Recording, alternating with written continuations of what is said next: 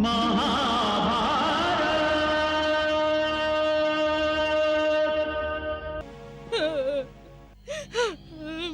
पुत्र, मेरा बर्बरीक, मेरा वीर बर्बरीक, ये क्या हो गया पुत्र?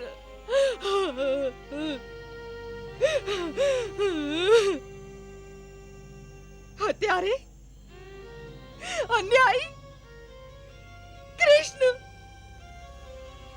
मेरे पुत्र ने तेरा क्या बिगाड़ा था जो तूने उसका वध कर दिया? मैं तेरे टुकड़े टुकड़े कर दूंगी। पुत्रवधू, रुक जाइए आप लोग, ठहर जाइए। ये पुत्र के वध पर एक माता के क्रोध की आंधी है। इसे कवच और ढाल पर नहीं रोका जा सकता। कुलवधू मौर्वी, हमने तुम्हारे पुत्र का वध नहीं किया। झूठ बोलते हो तुम। तुमने नहीं मारा तो किसने मारा? किसने मेरे लाल का सिर उसके धड़ से अलग किया? हमने तुम्हारे पुत्र से शीश दान मांगा था। उसने सहर्ष अपना सिर हमें दे दिया। यदि तुम्हें विश्वास ना हो तो अपने पुत्र से ही पूछ लो। ये सत्य है माताश्री। मैंने अपने हाथों से अपना सर काटकर दादाश्री को भेंट किया था। इसमें अवश्य ही इसकी कोई चाल होगी। मैं जानती हूँ ये बहुत बड़ा छलिया है। इसने अपने छल से ही तेरी हत्या की होगी पुत्र। परंतु मैं मरा कब हूं माताश्री? मैं तो जीवित हूं। भला मर जाने वाले भी कहीं बात किया करते हैं। हां, अगर दादाश्री चाहते तो गुरुदक्षिणा में मेरे प्राण भी मांग सकते थे, परंतु इन्होंने ऐसा नहीं किया। परंतु ये सब क्या है? तेरा सर तेरे धड़ से अलग क्यों है? ये तो मैंने गुरुदक्षिणा दी है माताश्री। और आपको तो अपने आप पे गर्व होना चाहिए कि आपने एक ऐसे पुत्र को जन्म दिया है जो श्री कृष्ण जैसे गुरु को गुरुदक्षिणा देने योग्य था। परंतु ऐसी निष्ठुर और कठोर गुरु दक्षिणा लेने की कृष्ण को आवश्यकता ही क्या थी? माताश्री, दादाश्री वासुदेव ने तो आप सबके मांग के सिंदूर की रक्षा की है।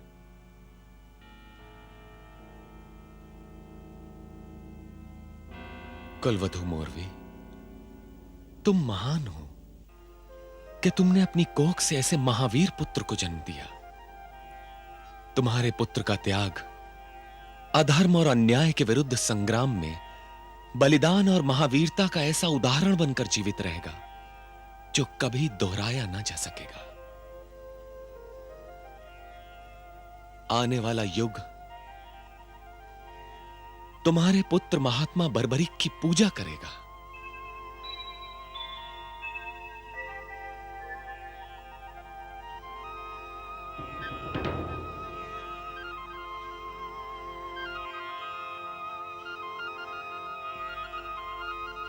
मुझे क्षमा कर दीजिए वासुदेव।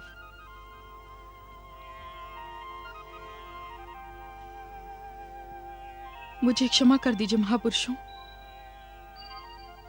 आवेश में आकर न जाने मैंने क्या क्या कह दिया। तुम्हें क्षमा मांगने की आवश्यकता नहीं है मौर्वी। हम सब तो तुम्हारे और तुम्हारे पुत्र के आभारी हैं कि उसने ये युद्ध न करके अपने वंश, राज्य, धर्म, नीति और सत्य की रक्षा की है। क्षमा तो हम स्वयं और ये सब तुमसे मांगते हैं कि हमें ऐसा कार्य करने और इन सबको हमें ऐसा कार्य करने की अनुमति देने पर विवश होना पड़ा। प्रणाम दादीश्री। बर्बरीक, मेरा पुत्र।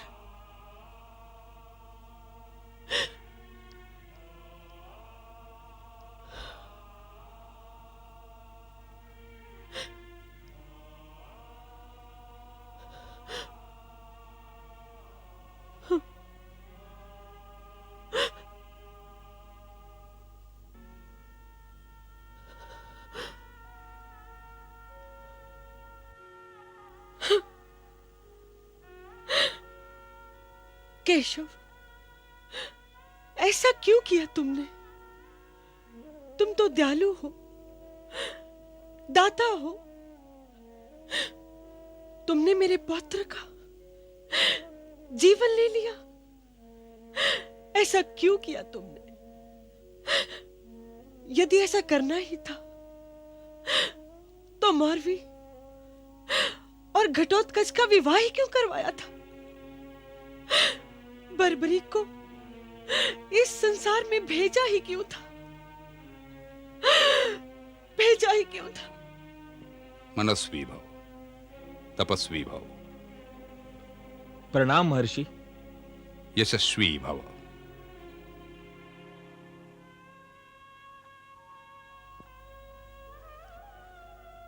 अखंड सुभागवती भव। तुम्हें याद है कुलवधू हिडिंबा? तुमने एक बार बर्बरीक की युवावस्था के विषय में हमसे जानना चाहा था और हम चुप हो गए थे। हाँ, मुझे याद है। हम इसी कारण चुप हो गए थे। हम जानते थे इसके भाग्य में केशव के द्वारा बलिदान हो जाना लिखा था। भाग्य के इस निर्णय को स्वयं श्री कृष्ण नहीं बदल सकते थे। और तुम्हें यह भी याद होगा, हमने कहा था इसकी युवावस्था में कोई ऐसी घटना अवश्य घटेगी जिसके कारण समस्त संसार इसे पूजेगा। देखो, कृष्ण ने यही वरदान इसे दिया है। अब तुम्हारा पौत्र पूजनीय हो चुका है देवी। तुम धन्य हो देवी।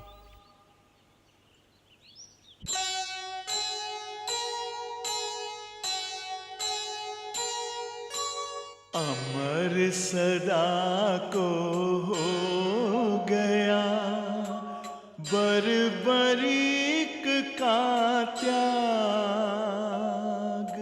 ध्वंस वंश का रुक गया, धन्य वंश का भाग, धन्य वंश का भाग। महा